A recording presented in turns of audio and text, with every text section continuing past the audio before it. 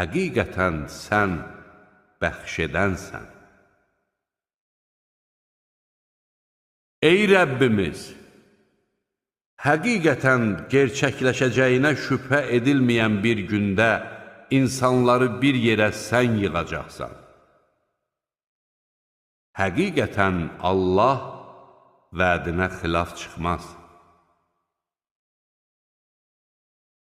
Kafir olanların nə malları, nə də övladları onlara Allahın hüzurunda heç bir şeylə fayda verə bilməz. Onlar cəhənnəmin yanacağıdırlar. Onların əməli Firon nəslinin və onlardan əvvəlkilərin əməlinə bənzəyir. Onlar bizim ayələrimizi yalan hesab etdilər.